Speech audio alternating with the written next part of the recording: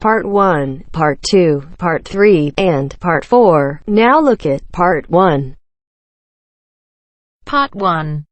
You will listen to an interview with Mr. Sargent and a customer care officer of a vacuum cleaning company. First, you have some time to look at questions 1 to 5.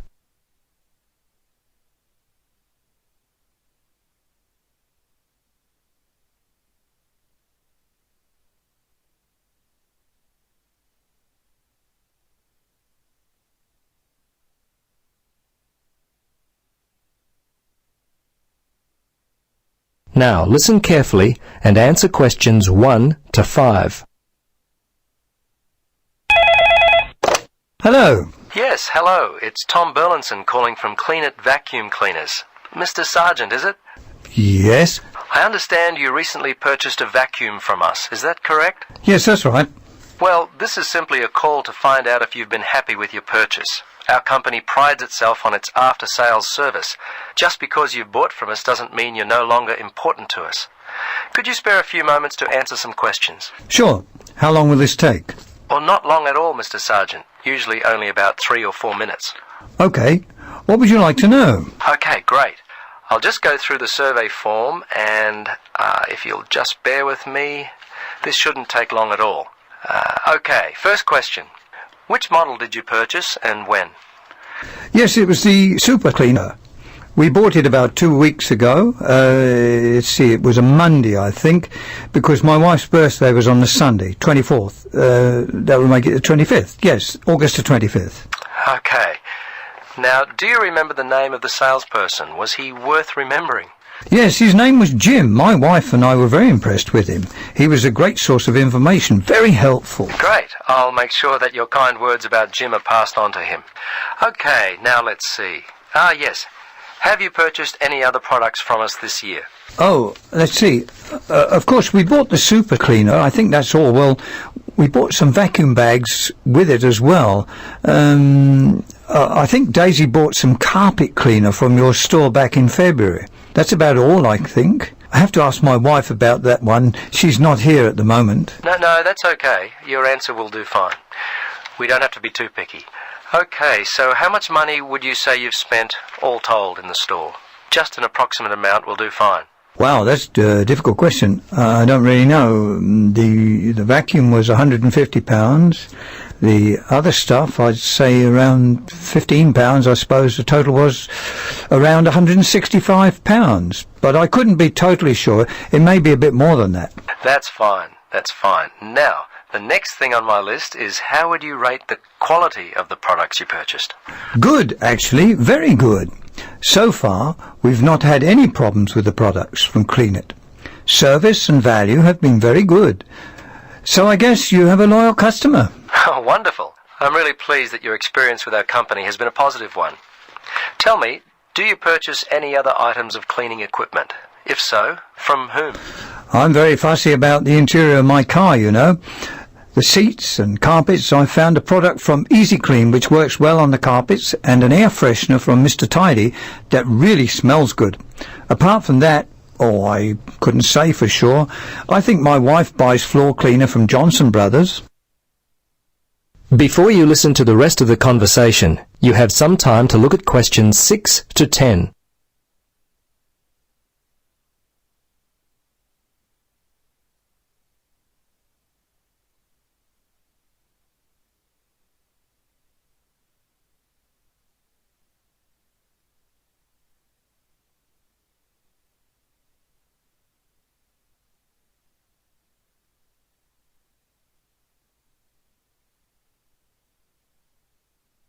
Now listen and answer questions 6 to 10. Well, we've just introduced a new line of car fresheners. You might like to stop by. We'll offer you a 20% discount. Okay, we're almost to the end of the questions. Now, I know you were happy with Jim, but overall, how would you rate the quality of our service? Fine. I thought it was good. The lady in accounts was a little unfriendly, but overall I would say the service was quite good, actually. Jim made all the difference, and you certainly seem to be a very nice person. Oh, thanks, Mr. Sargent. Please, Tom, call me Terry. Oh, okay, Terry. Very good. Second last question. We're thinking of expanding our trading hours. When are the best times, the most convenient for you to shop? Oh, I'm not a shopper. I mostly leave it all up to my wife. She works full time. Let's see. For me, I guess I'd have to say Sundays between 1 and 3, and I'm not working on Thursdays now, so if I had to, I guess Thursdays between, say, 11 and 12 noon. Okay. Last question, Mr. Sergeant. Terry, do you have any other suggestions for us? Anything at all? Well, come to think of it now, there was one thing. Turn up the air conditioner. I seem to remember sweltering in there, and it was unpleasant and hot. Also, and this is just me, I always like to have some music playing, quietly in the background. It just makes the place seem friendlier, more professional. Well, I'll certainly mention that to management. Well, that's it. Thanks so much for your time, Terry. If there is anything we can do in the future to help you, don't hesitate to call us. Okay, bye now. Yes, bye-bye, and thanks again.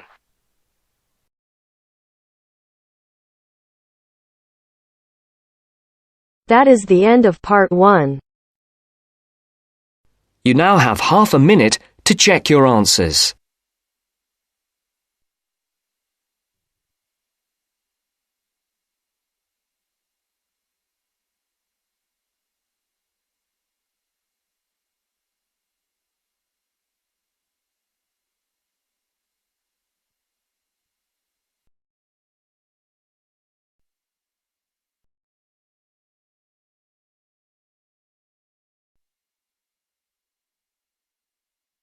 Now turns to part 2. Part 2. You will hear a flight attendant talking to passengers on an airplane.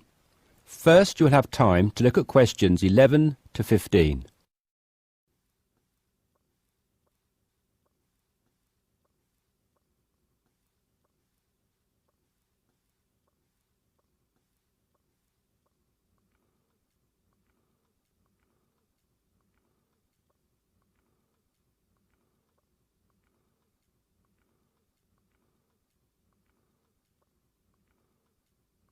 Now listen carefully and answer questions 11 to 15. Good morning, everyone. I hope you all slept soundly overnight. I'm pleased to confirm that our flight is running on schedule and we expect to arrive in Christchurch at 8 a.m. local time. That's about 50 minutes from now. I've been advised by our pilot to warn you that there may be some turbulence on our descent. So please remain seated and have your seatbelt on at all times. As you may have heard, a fairly severe tropical depression is headed for New Zealand and in fact is reaching the west coast of the South Island as we speak. Thankfully, we are landing on the east coast, where the weather is still relatively good. Wind speeds are steady at around 15 miles per hour and the sky is generally overcast, though the sun may creep out from time to time as the morning progresses. That said, when the storm reaches this afternoon, conditions will deteriorate rather quickly. Please exercise extreme caution if you're travelling anywhere on the island today. As I said, the storm has already made landfall on the west-northwest coast, and we're getting reports of high seas and very strong winds of around 75 miles per hour, with gusts up to 110 in Collingwood. Heavy and thundery rainfall is also being reported there. The Southern Alps are experiencing severe blizzard conditions, and there is a virtual whiteout on the roads. There are accumulations of up to 3 foot of snow already, so please, under no circumstances, be tempted to take the mountain road from Christchurch to Bluff. Use the coastal route for the entire journey if you must go down south. Over in the west, in Hokitika, and the southwest, in Milford, conditions are bad with heavy rain, high winds, and high seas. In fact, several tornadoes were reported in Hokitika and also in Lewis, which is slightly further inland. Also inland, on the northern edge of the Southern Alps, Arthur's Pass should be avoided at all costs. Roads are closed due to the heavy snowfall. Kaikoura has reported wind speeds of 45 miles per hour, with occasional gusts a bit stronger, but so far it has escaped the heavy rain. At present, it is windy and cloudy there. Before you hear the rest of the discussion, you have some time to look at questions 16 to 20.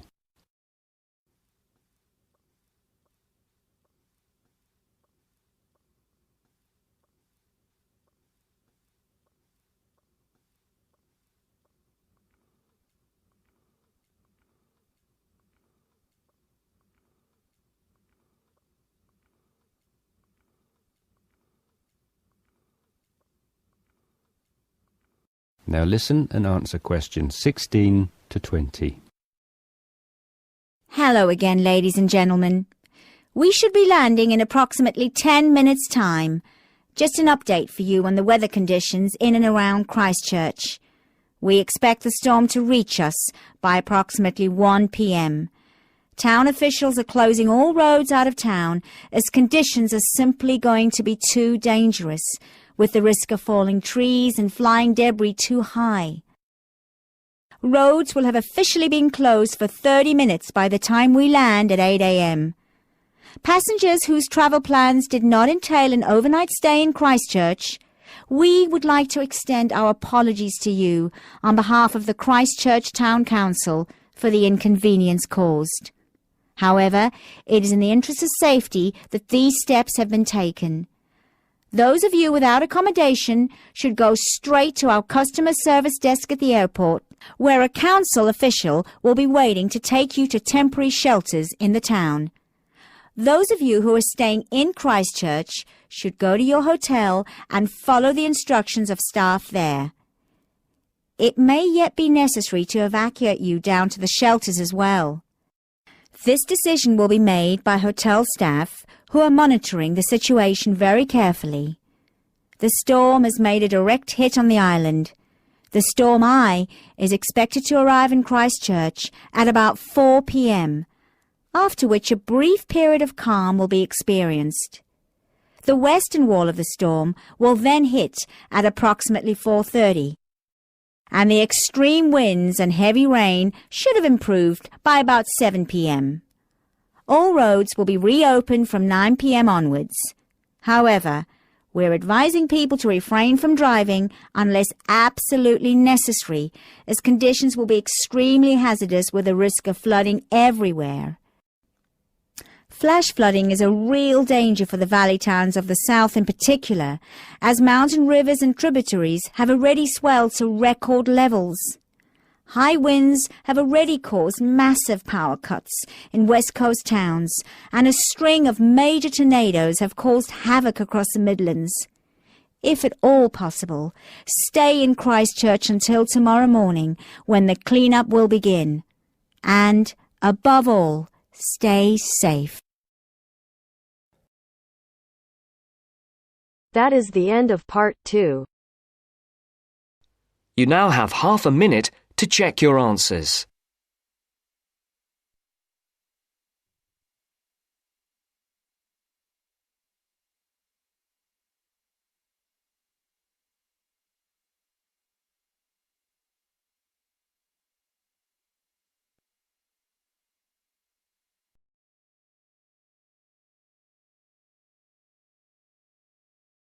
Now turns to part 3. Part 3. You'll hear two university students discussing a social science lecture they attended. First, you have some time to look at questions 21 to 24.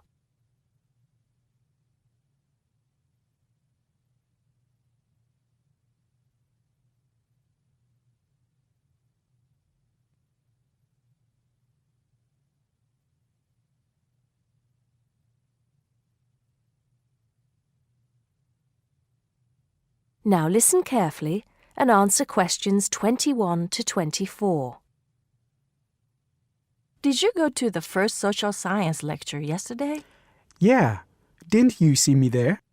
No. I was trying so hard to understand the lecturer. What didn't you understand? A lot of it, really. For example, He said we needed to study history as part of the course, but I didn't get why. You probably missed it. He said early on that we need to learn from our past mistakes. Right. But he also said we need to put ourselves in the place of our ancestors. Why is that? I think the point is that it's not enough to know how they lived and what they did. We need to know what they thought. I see. And I've written transferable skills in my notes next, but I have no idea what that means. If you study social science, you learn skills that you can use in a job. Oh, right. Is that all? Okay, but why is that? The point he made was that in studying social science, you use a flexible and adaptable approach to learning. Before you hear the rest of the conversation, you have some time to look at questions 25 to 30.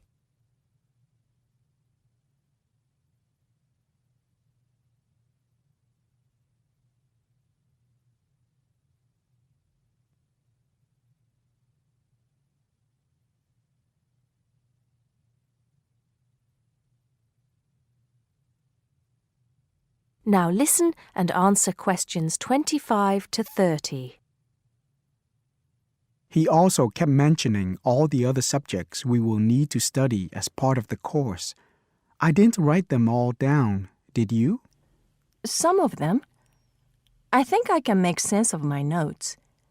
The first one was anthropology, which he said would cover prehistory and archaeology as well. Okay. Then there's economics. I wrote down that this was not meant to mean that we will spend all our time looking at economic theory, but more that we need to see how humans behave. That's good. I don't think I could handle economic theory. He said something about education too, didn't he? Yeah. He said we'll be looking at how cultural information is handed down from one generation to the next through teaching children. He said we'd be focusing on geography too, but I can't really remember which aspects. Can you? I noted it down, I think. Here we are, yes, particularly in relation to urban planning. It's law that I got confused about. I didn't understand why he linked that to economics. I think he meant that laws affect the way wealth is distributed. That makes sense. Now, what are the science wars? Okay, I did get that. The science wars are about how social science collects information. In sociology and social work, and in social science generally, they can only study patterns of behavior and observe. If you compare that to the way scientists work in physics or chemistry, it's very different because they use specific experiments that can be tested and which give concrete answers. Social studies is often accused of being unscientific. That's all. Okay. But it still looks like a good course, doesn't it? You don't have any regrets, do you? None at all. I'm looking forward to it. That is the end of part 3. You now have half a minute to check your answers.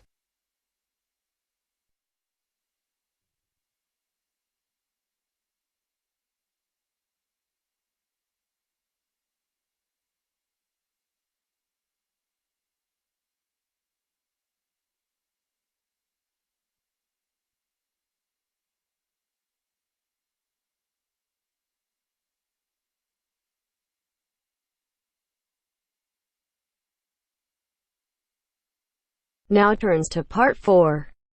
Part 4. You will hear Rebecca Bramwell, an artist and illustrator, giving advice on how to get your first job or commission as an artist.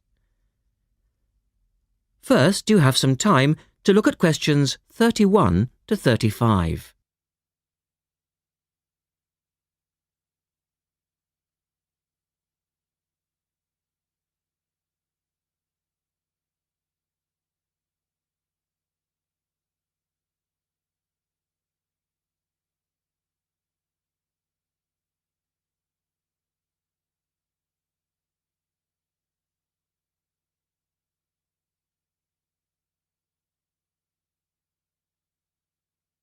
Now listen carefully and answer questions 31 to 35.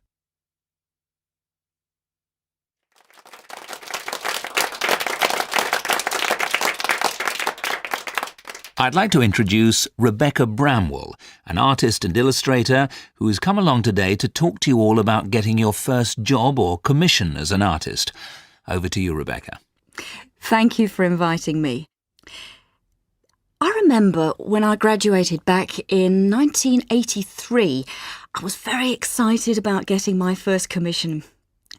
My degree was in fine art and I'd worked long and hard to get it. I was an enthusiastic student and I never found it difficult to find the incentive to paint. I think as a student you're pushed along by fellow students and tutors and the driving force is there. However, when you leave college, you find yourself saying things like, I'll have one more cup of coffee and then I'll sit down to work. I hate to admit it, but I say it myself. Suddenly, it isn't finding the inspiration or getting the right paper that's a problem. It's you. In my view, there are a number of reasons why this happens. It's a real challenge making a decent living as a new artist. You have to find a market for your work. Often you work freelance and need to take samples or portfolios of your work from place to place. These experiences are common to a lot of professional people. But artists also have to bare their souls to the world, in a way. More than anything, they want praise. If people don't like what they create, then it can be a very emotional and upsetting experience hearing them say this. I began to realise that these problems were preventing me from having a career in art, and so I decided to experiment. I was a painter, but I started to dabble in illustration, drawing pictures for books, cards, and this offered me the opportunity to become more emotionally detached from my work. I was no longer producing images from the heart, but developing images for a specified subject, taking a more practical approach.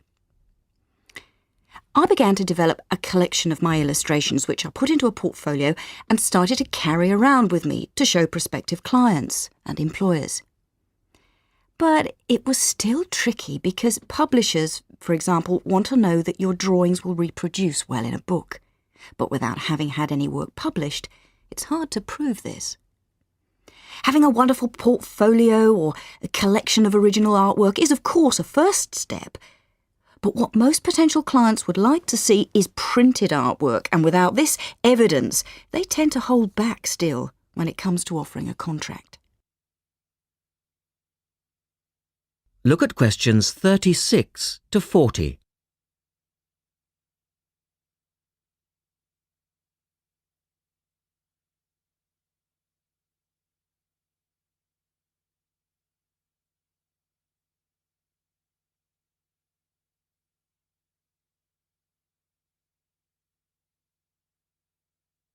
Now answer questions 36 to 40. Well, I overcame this problem in two ways. And I suppose this is my advice to you on preparing your portfolio of your best work. The first way was by submitting my work for a competition. And the one I chose was for a horoscope design and was sponsored by a top women's magazine. There are a few of these competitions each year, and they offer new illustrators an opportunity to showcase their work. The other approach I took was to design and print some mock-up pages of a book. In other words, I placed some of my illustrations next to some text in order to demonstrate how my work would look when it was printed. Perhaps I was lucky in that I had taken a degree that provided me with all-round creative skills so that I could vary my style and wasn't limited to a certain technique. Now, I think that is important. The art world and many other creative fields do try to pigeonhole people into snug boxes with an accompanying label.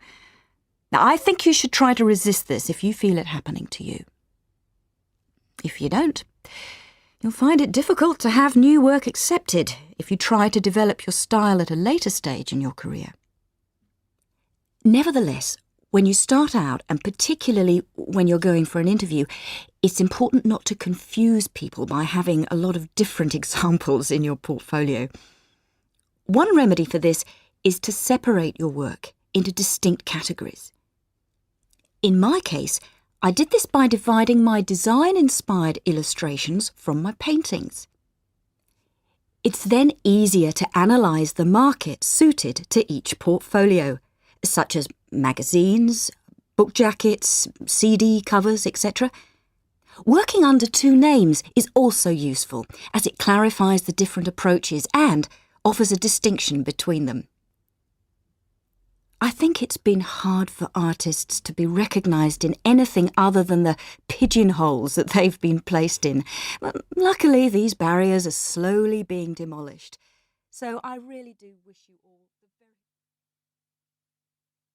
That is the end of part 4. You now have half a minute to check your answers.